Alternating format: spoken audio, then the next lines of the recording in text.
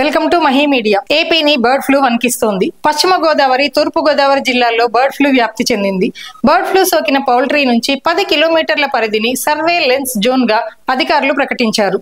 ఇటు ఉమ్మడి Krishna జిల్లాల్లోనూ bird flu కలకలం రేగింది. నిన్న అనుమలంకపల్లిలో 10,000కు పైగా కోళ్లు మృత్యువాత పడ్డాయి. ఇవాళ మరో 2,000 కోళ్లు మృతి చెందాయి. చనిపోయిన కోళ్లను డిస్పోజ్ చేయాలని అధికారులు సూచిస్తున్నారు. వాటిని పౌల్ట్రీ యజమానులు పూడ్చిపెడుతున్నారు. మృతి చెందిన కోళ్ల శాంపిల్స్ ను అధికారులు ల్యాబ్ కు పంపారు.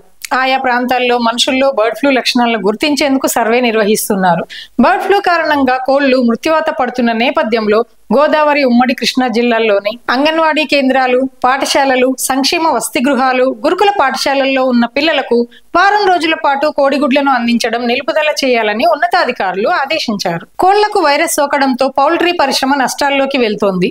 గోదావరి జిల్లాల్లో సుమారు 700 వరకు పౌల్ట్రీలు ఉన్నాయి. దాదాపు 6 కోట్ల పెట్టుబడితో వ్యాపారులు కోళ్లను కొనుగోలు చేశారు. కనీసం 30,000 కోళ్లను రోజుకు మాంసం కోసం వినియోగిస్తుంటారు. బర్డ్ ఫ్లూ వ్యాప్తి చెంది కోళ్లు మృతి చెందడంతో ఒక్కసారిగా ఈ వ్యాపారం కుదేలైంది. మరింత వ్యాప్తి చెందకుండా చర్యలు తీసుకోకుంటే మరిన్ని నష్టాలు వస్తాయని వ్యాపారులు ఆందోళన చెందుతున్నారు.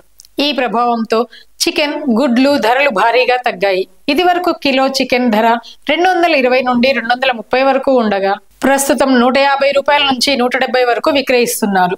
బర్డ్ ఫ్లూ భయంతో ప్రజలు చికెన్ జోలికి పోవాలంటే ఆలోచిస్తున్నారు. అయితే ఇక్కడి కోళ్లను గుట్టుచప్పుడు కాకుండా ఇతర ప్రాంతాలకు తరలించడం ఆందోళన కలిగిస్తోంది. తణుకు మండలం వేల్పూరు పరిధిలో నిన్న రాత్రి ఓ పౌల్ట్రీలోని బర్డ్ ఫ్లూ సోకిన కోళ్లు మాయమయ్యాయి. రాత్రికి రాత్రి కోళ్లు ఇతర ప్రాంతాలకు తరలించారు. దీంతో ఇతర ప్రాంతాలకు బర్డ్ ఫ్లూ వ్యాప్తి చెందే ప్రమాదం ఉందని అనుమానిస్తున్నారు.